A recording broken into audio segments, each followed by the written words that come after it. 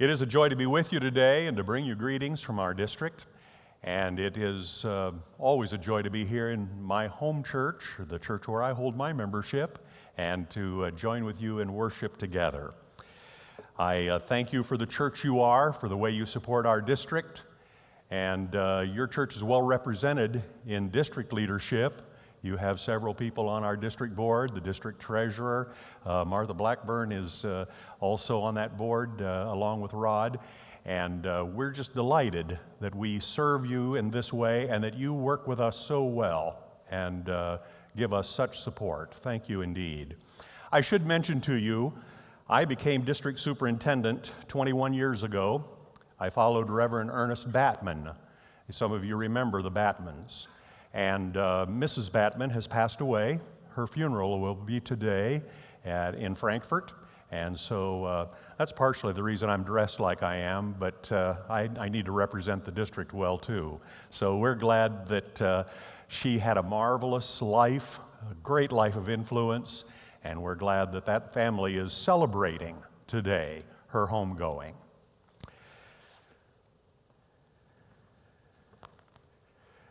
A thing that we need most of all in the church today is a profound sense of God's presence. Thank God for churches like yours, where God's presence is felt in a real way. And thank God for preachers like yours, pastors like yours, who are dedicated to that bent toward God. In that spirit, I want to look with you today at Psalm 139. Psalm 139. And before I get into the scripture, I want to share with you two testimonies. The first is from a preacher, and the second is from an explorer. 150 years ago, Frederick W. Robertson was a Christian minister in Brighton, England. And though he died in his prime at age 37, he's recognized by some as one of the great preachers of the English-speaking world. He was a genius. He was a preaching expert. Even today, you can type his name into your search engines on your computers and find quotes of his that pop out in various places. Though most of his sermons were never committed to print, when he preached one that he thought was especially worthy of being preserved, he would have a relative come on Sunday afternoon after he'd preached it in the morning and transcribe it. The process would be to have that relative come to his home where he would preach that sermon very, very slowly, and that transcriber would write down every word. Maybe that's why so few of his are committed to print. That would be a tedious task, wouldn't it? Frederick W. Robertson was not very popular while he was alive. Like many a genius, he was often misunderstood, and he lived a very lonely life. If people misunderstand you, take heart. If people ignore you, take heart. You may be a genius. Or maybe you're just annoying, whatever the case. This lonely preacher wrote of himself these words, "I shall be alone as my master was. I am hated by some who loved me once. But knowing that the Father is with me, I am not afraid to be alone. Still, to a man not ungently made, there is some sharpness in that thought. I am alone now and shall be till I die. But I am not afraid to be alone in the majesty of God's presence." And now the testimony of the explorer. Sir Ernest Shackleton was a famous British explorer. Many of you know his name. On one occasion in the early 1900s, he and his exploration party were caught in the frigid winds of the Antarctic. They were, of course, many miles separated from any other humanity. Their ship had been literally torn apart by the ice, and they escaped with not much more than their lives and the clothes on their backs. As Shackleton departed in search of help with 8 of his 28 men, He quoted Psalm 23, "Though I walk through the valley of the shadow of death, I will fear no evil, for thou art with me." When 6 of those 8 could make it no further, he proceeded on with just 2 of them. They were haunted by 1,000 slippery hazards. It seemed quite evident that they would never make it. But they staggered on, nearly frozen to death, nearly exhausted to death. They finally reached the help for which they sought. And later, much later, when the whole ordeal was over, in recounting it, one of those 2 men who had accompanied Shackleton the whole way said to him, "Sir, I had the curious feeling that we were never alone." And Shackleton agreed, yes, indeed, God was with us. The presence of God in this world and the presence of God in human experience is an inescapable fact for an honest, thinking person. One day, the idea of God's presence got hold of the heart of the psalmist David. It started a fire burning in his soul. And that fire fueled him to write a song. That's what a psalm is, you know, a song. These are ancient Hebrew praise songs, or songs of lament in some cases. To my mind, this song, has 5 stanzas, 5 divisions. Now, you can divide it up differently. I know some of the scriptures divide it up differently. But in my mind, there are 5 divisions. And the first would be found in verses 1 through 6. And we'll label this the searching of God's presence. The searching of God's presence. O Lord, you have searched me and known me. You know my sitting down and my rising up. You understand my path or my thoughts far off. You comprehend my path and my lying down and are acquainted with all my ways. For there is not a word on my tongue, but behold, O Lord, you know it altogether. You have hedged me in behind and before and laid your hand upon me. Such knowledge is too wonderful for me. It is high. I cannot attain it. First of all, in his contemplation, the psalmist concerns himself with the searching of God's presence. David confesses, O Lord, you have searched me and known me. God is all-knowing. Technically, we refer to this aspect of God's character as omniscience. It looks like omniscience, and I've heard it pronounced or mispronounced that way, but it's omniscience. God knows everything about us. He even knows our thoughts. There is no shift of posture, no shift of time, no circumstance whatsoever that keeps God from walking into our experience and reading the books of our soul. David continues, before I talk, Lord, you know what I'm going to say. Well, you're on my every side, and you're before me, and you're behind me. You're always in touch with me. Our lives are completely open to God. And it's a very personal thing. David speaks of God searching in these terms, O Lord, you have searched me and known me. The story is told of a census taker who was talking to a woman at the door of her home. There was a day, for some of you who are younger than some of the rest of us, there was a day when you didn't mail back in a postcard with your information. You had somebody come to your door with a clipboard, and they would knock on the door and ask you questions and fill out the form. And in this case, the man at the door was asking the woman, how many children do you have living here with you? The woman answered, well, there's Paul and Sam, Jimmy and Jason, they're my twins. There's Sally and, never mind the names, said the man. Just the number, please, just the number. The woman snapped back indignantly, they ain't got numbers, mister. They's all got names. They were her children. She knew them as individuals. And so God regards us. He knows all about us. Even Jesus said to the point of knowing the number of hairs on our head.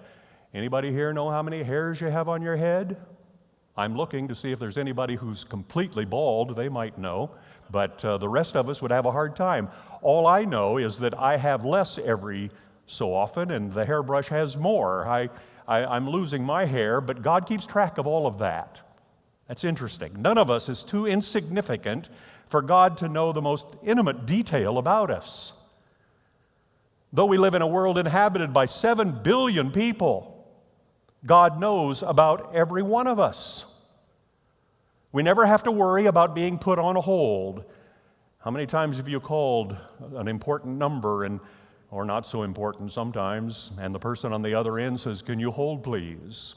God never says that. It'd be an awful thing if He did. I wonder how long the wait would be if He had to talk to us one at a time. Most of us would probably never have the opportunity of speaking to God. But He speaks to all of us, and He speaks to us individually, and He cares about us as individuals. One thing I would note here at this point is a caution: God's direction to you will always conform to His Word, to His direction to all of us. Every so often somebody does some horrific thing, and then they announce, "God told me to do it." I had a man in a church that I pastored come to me one day and say that God had told him to divorce his wife of 30 years and marry a much younger woman. I think not. God doesn't tell us to do things that are opposed to what He says in His Word. The next stanza of this Song of David would be verses 7 through 12. I'll read it and then I'll give you the title. "Where can I go from your spirit? Or where can I flee from your presence? If I ascend into heaven, you're there. If I make my bed in hell," this is Sheol, the place of departed dead. "If I make my bed in hell, behold, you are there. If I take the wings of the morning and dwell in the uttermost parts of the sea, even there your hand shall lead me, and your right hand shall hold me. If I say, surely the darkness shall fall on me, even the night shall be light about me. Indeed, the darkness shall not hide from you, but the night shines as the day. The darkness and the light are both alike to you." We'll call this section the scope, S-C-O-P-E, the scope of God's presence. With the question, where can I go from your spirit? Where can I flee from your presence? David moves to consider the scope of God's presence. If I go to heaven, you're there. If I make my bed in the depths, you're there. If I go to some far-off remote place, you're there too. Suppose somebody says, "Well, I'll not try any longer to find a place where God isn't. I'll just stay where I'm at. And then sooner or later it'll get dark, and in the darkness God won't be able to find me." To that, David would answer, "Fat chance. The darkness isn't darkness to God. It's like the brightness of the day." The concept, you see, is this: you can't go anywhere to get away from God at any time. There's an oft-told story, but the innocent irony of it makes a point, so I'll tell it to you again if you've heard it. It concerns a father who didn't believe in God, and he was determined that he was going to raise his son to be an atheist. He would give his son pep talks in that direction, and he would even give him assignments. And one day he gave him an assignment. At the top of a page, he had written this sentence: "God is nowhere." He wanted it clearly understood that his thought was there was no God in heaven, there was no God on earth, there's no God in people's hearts. God is nowhere. He gave the paper to his son and he said, "I'd like you to recopy that sentence 100 times. Well, the boy made a mistake in the first recopy, leaving a space between the W and the H in the word nowhere. And when he brought his paper back to his father, he had written 100 times, "God is now here. God is now here. God is now here." Of course, that's the truth, because He's everywhere. We can't escape Him. The third stanza of this song is comprised of verses 13 through 18. I'll read the scripture and then give you the title unless it's already up there. For you formed my inward parts. You covered me in my mother's womb. I praise you, for I am fearfully and wonderfully made. Marvelous are your works, and that my soul knows very well. My frame was not hidden from you when I was made in secret and skillfully wrought in the lowest parts of the earth. Your eyes saw my substance being yet unformed, and in your book they all were written, the days fashioned for me, when as yet there were none of them. How precious also are your thoughts to me, O God! How great is the sum of them! If I should count them, they would be more in number than the sand. When I awake, I am still with you. We'll call this division the satisfaction of God's presence. The satisfaction of God's presence. David says, God, you created me. You formed me in my mother's womb. I praise you because I'm fearfully and wonderfully made. Humankind is a fascinating creation. This human body of ours is so intricate in design. The way our eyes work, capturing something that's out there that we are pointed toward and identifying that to our brain what it is we're looking at. The sense of touch. It's amazing, isn't it? That a simple touch can tell you whether a thing is hot or cold, whether it's hard or soft, whether it's rough or smooth, whether it's solid or liquid. I suppose the list goes on. I won't launch far into a discussion of anatomy. There are medical people here, and they would quickly see how ignorant I am of such a subject. But I do know enough to be in awe of the creation that we are. A little left of center, behind our ribs, we have a muscle about the size of our fist. You ever wondered how big your heart is? They say that's about it. It is a pump that is unexcelled, cycling about 100,000 times every day. A little pump that weighs under a pound, but works day and night, hopefully, pushing about 5 quarts of blood through some 60,000 miles of pipeline called the circulatory system. 60,000 miles, that's around the world 2.5 times. It's amazing what the blood does. It carries nourishment to our cells and carries off waste products and fights disease. How many gallons of that miracle fluid called blood do you think that little 1-pound pump pumps in 24 hours, in one day? You might guess 50 and you'd be way low. 100 would be low still. It's close to 2,000 gallons a day at the rate of 5 quarts per minute. The God who designed us so intricately has not just a plan for our lives here, but an eternal plan. And if life here is as good as it is, and if life here is as miraculous as it is, what will life eternal be? It's a satisfying knowledge when we know the presence of God. Verses 19 through 22 next. Oh, that you would slay the wicked, O God. Depart from me, therefore, you bloodthirsty men, for they speak against you wickedly. Your enemies take your name in vain. Do I not hate those, O Lord, who hate you? And do I not loathe those who rise up against you? I hate them with perfect hatred. I count them as enemies.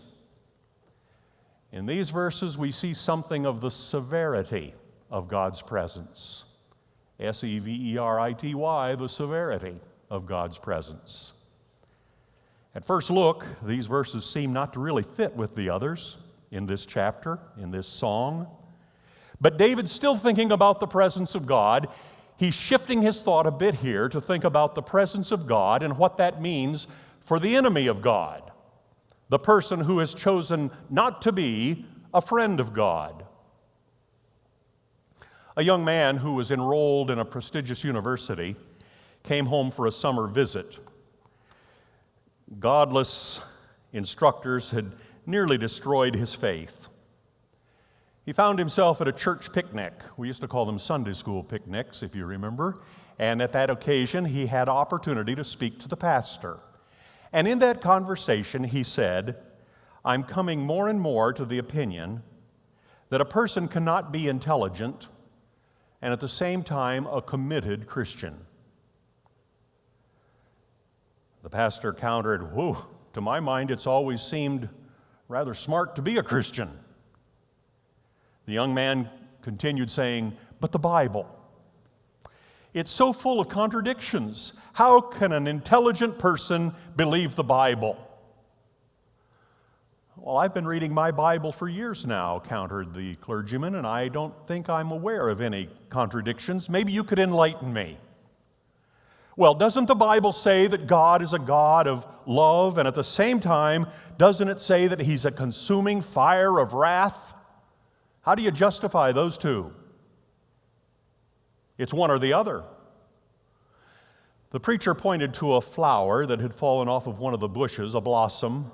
It was lying there on the cement walkway, all curled and drying in the heat of the summer day. He asked, "What makes this flower like this? What makes it curl and get brown and die as it is?" "Why, it's the sun, sir," answered the young man, like you'd answer the question of a child. The sun makes that happen." "So," said the preacher, "it's the very same sun that nourishes and feeds the flower on one hand and withers and kills it on the other. As long as the flower is in the right relationship, it's nourished. But when that relationship is broken, the same sun destroys the flower." And so it is with God, folks. The same God who satisfies on one hand is severe on the other. It all depends upon our relationship with Him.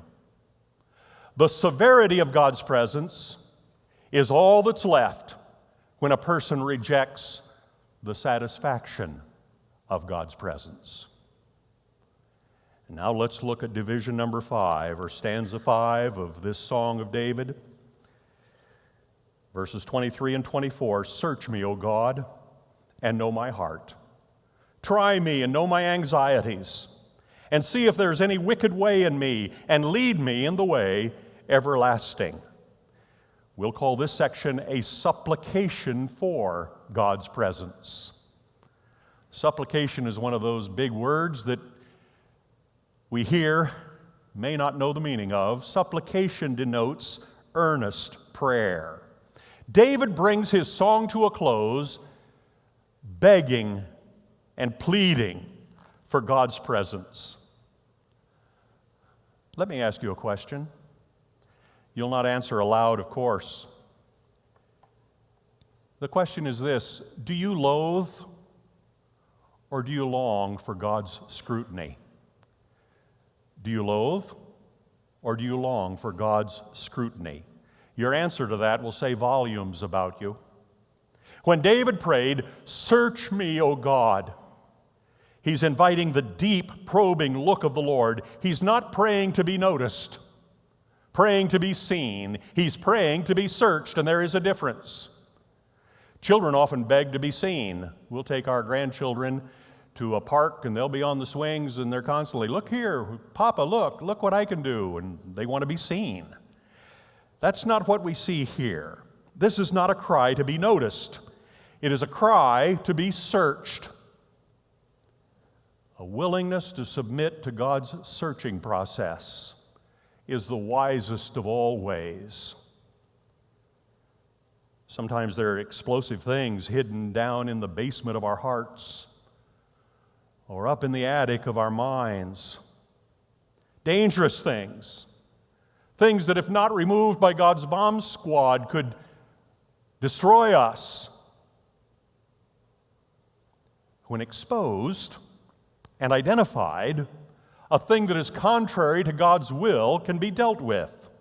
From time to time, all of us need to find a place of solitude where we can ask the Lord to search our hearts for anything that might be displeasing to Him, for anything that might be a barrier to His blessing, for anything that might cloud His face, so that we can walk in the way everlasting. And that is the apex of the matter. When it comes to the subject of the presence of God, the most important aspect is the personal aspect. Certainly, we want to see evidence of God's presence in our church. We thrill when we leave a service and we say, boy, I could just sense the presence of God there today. But it all begins and ends with His presence in our individual lives. God's presence in our individual lives is what we celebrate most of all. It's our personal relationship that is of supreme importance. Dr. James Edwin Orr, a well-known Christian historian, lecturer, author, revivalist. He traveled to over 100 countries with the Christian message. He was one of the original board members of Campus Crusade for Christ International. He also composed a number of hymns. During the great New Zealand revivals of 1936, Dr. Orr heard some Aborigine girls singing a beautiful tune. He didn't know their language, so he didn't know what they were singing, but he fell in love with the tune. It was, he later found out, the Maori Song of Farewell. And one Sunday afternoon, he sat down and put English words to that tune.